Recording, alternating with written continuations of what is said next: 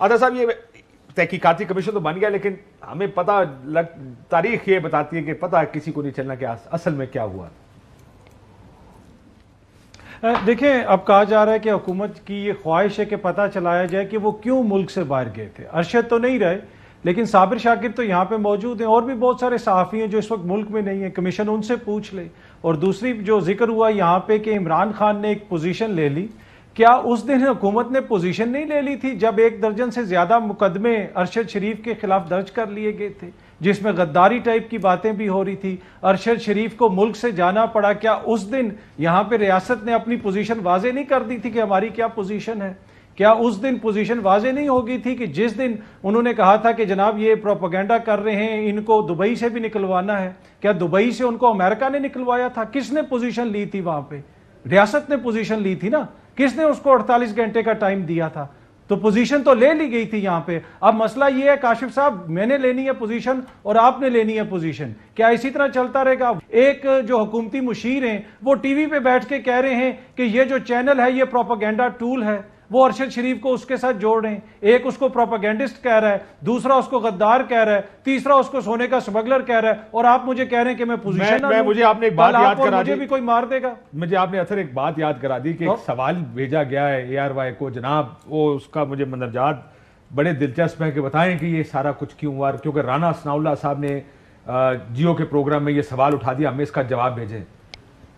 काश कोई वहां बैठ के पूछता कि राना साहब जी यहां बैठ के प्रेस कॉन्फ्रेंस आप इस्लामाबाद में करते रहे गद्दारी के ऊपर, आप प्रेस ये FIR काटते रहे, कहां मुल्क के कोने कोने में उस पर FIR कटी हैं, सिर्फ उस पर नहीं, कितने लोगों पर वो FIR कटी, कौन काट रहा था वो FIR? ये सवाल पूछने से पहले कि वो पाकिस्तान से जाने का मशवरा किसने क्यों दिया, ये तो देख लें आपने हालात क्या क्रिएट किए थे उसके लिए। क्या इन हालात में हम 4 दोस्त भाई बैठे हैं, शायद आप कम और हम लोग ज्यादा, और कुछ ज्यादा कुछ कम, सारों को कहीं ना कहीं ये मशवरा दिया गया मुल्क छोड़ के चले जाएंगे, ये बात थोड़ा कूलिंग पीरियड ले लें, ये इस टाइम में ये आने रहने की जरूरत, ये होता है इस मुल्क में। मुझे नहीं समझ आती राणा साहब कौन सी दुनिया के मुल्क में रहते हैं। और somebody who absolutely rightly pointed out, who went through a heroin case himself, वो आज दूसरे को फंसाने के लिए या खुद को बचाने के लिए आप इस किस्म की चीजें कर रहे हैं। इट्स ट्रैजिक है ये। वैसे प्लीज कंटिन्यू जी। दूसरी बात ये कि देखें, आप जिस तरह कह रहे हैं कि जी स्कॉटलैंड यार्ड या किसी भी एजेंसी से तहकीकात करवा लें, हुकूमती दोस्त इस तरह की भी बातें कर रहे हैं। प्रॉब्लम ये है कि जनाब जो आपके पास खुद यहाँ पे हैं चीज़ें, आप उनको तो देखें ना। जो जिस तरह मैंने पहले भी जिक्र किया कि क्या वजह है कि साबिर शाकिर अभी लंदन में बैठा हुआ है, उसको फ़ोन करके हुकूमती कोई वजीर पूछ ले कि भाई तुम क्यों उधर बैठे हुए हो, इतनी ज़्यादा तको-दो करने की क्या ज़रूरत है। अब इमरान खान के बयान से तो चीज़ें नहीं शुरू हुई ना काशिफ भाई।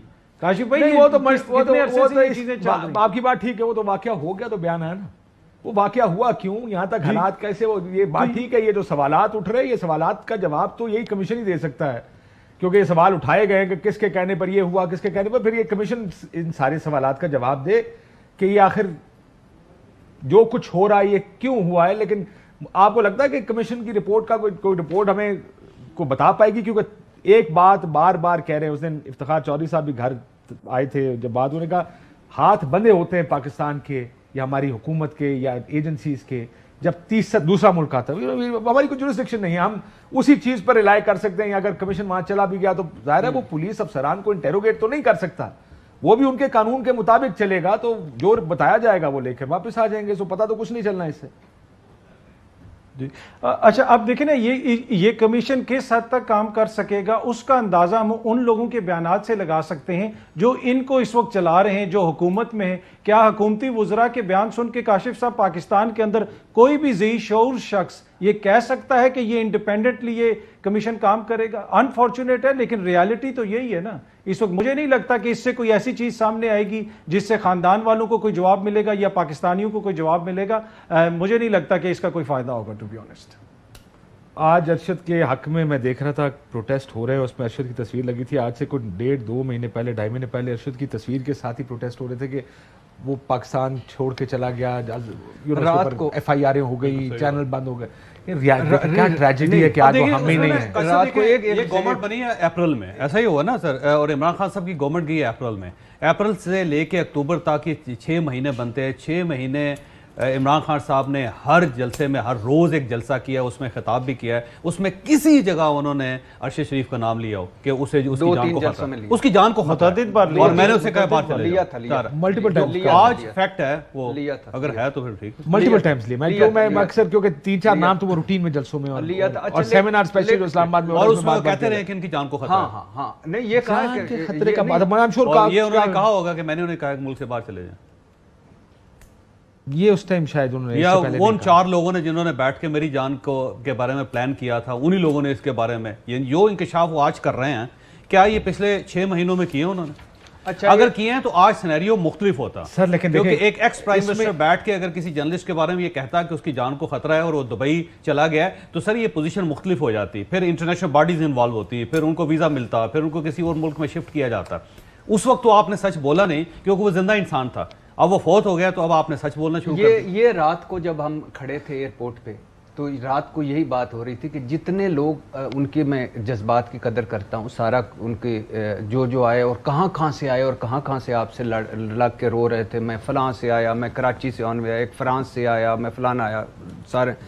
لیکن یہی جذبہ اور یہی سارا کچھ اور یہی عمران خان اگر زندہ ہوتے ہوئے ساتھ کھڑے ہوتے تو وہ نکل جاتا ہی نہ, وہ بچ جاتا. میں اس کے اوپر آپ کو ویو دے دیتا ہوں, اس کو بہتر سیکیورٹی مل جاتی پاسبلی, بٹ میرا اپنا ذاتی خیال یہ ہے, خیبر پختونخوا سے انہوں نے نکلوایا تھا نا جی, once he left the country نا, تو آپ کو ایک سکون آ جاتا ہے کہ چلو یار پاکستان چھوڑ کے چلنا, he's safe. ایک سینس ہے نا, سینس آف تھریٹ اور سیکیورٹی یا انسیکیورٹی جو آپ کو ہوتا ہے جب ایک آدمی پاکستان چھوڑ کے چلا ہے, آپ کہتے ہیں یار نا اٹس اوکے. سو آپ عموماً واقعے کے بعد ذکر کرتے ہیں نا کہ اس نے مجھے یہ کہا یا اس نے یہ کیا یا اس نے وہ کیا, واقعے سے پہلے عموماً مجھے یاد ہے, میں آپ کو ایک چھوٹی سی مثال دے دیتا ہوں. نواز شریف صاحب کی حکومت ہے, یا پہلی بجلی کے اوپر بریفنگ دی گئی بہت لمبی, میں نہیں تھا اس وقت, میرے ذرا تعلقات خراب تھے تو مجھے نہیں بلایا گا, باقی بہت سارے لوگوں نے کہا جی ہمیں ایم کیو ایم سے خطرہ ہے. میں کہا یار آپ نے you know what you doing, یہ اناؤنس کر کے کہ مجھے خطرہ ہے ایم کیو ایم سے, اب کوئی اور بھی اگر آپ کو مار جائے گا کہ الزام ایم کیو ایم کے ساتھ جائے گا, so you don't overplay a certain hand ادھر. میرا اپنا ذاتی خیال ہے کہ یہ واقعہ ہو گیا, اب تو میں بھی آپ کو بہت سی کہانیاں سنا سکتا ہوں کہ کیا ہوا, لیکن اس وقت دیکھیں آج ہم یہ سمجھتے ہیں کہ شاید نہیں ادھر نہ جاتا, یہ نہ کرتا, وہ نہ کرتا, لیکن اس وقت جو حالات کے مطابق بہترین لگ رہا ہوتا ہے انسان وہی فیصلے کر رہا ہوتا ہے. یہ ہائنڈ سائٹ 2020 ہوتی ہے کہ واقعے کے بعد آپ کو پتا چلے. ایک پتہ اطہر جو بات کر رہے ہیں ٹھیک کہہ رہے ہیں کہ کے پی کی گاڑی میں, کے پی ہاؤس, پھر کے پی میں سے خیبر پختونخوا, پھر وہاں سے چھپ کے نکلنا, اور وہ سارا ٹھیک ہے.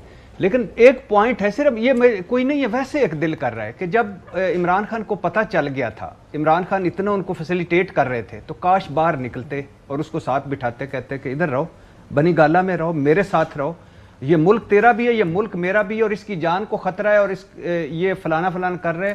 یہ سب سے زیادہ دکھ یہ ہے کہ ارشد شریف کینیا میں اس طرح بے یارو مددگار مارا گیا. سر اس کے اوپر مقدمے تھے نا, بنی گالا کو علاقہ غیر تو نہیں ہے نا کہ جہاں پہ ایف سی آر کا قانون ہے. بات یہ ہے صاحب کہ تھوڑا سا ظاہر ہے پرانا آدمی ہوں, 30 سال ہو گئے جرنلزم میں, تو پاکستان کے اندر بڑے بڑے واقعات ہوئے ہیں. اسلم خان صاحب ایک ہمارے سینئر دوست ہیں, صحافی ہیں, آپ ان کو اچھی طرح جانتے ہوں گے.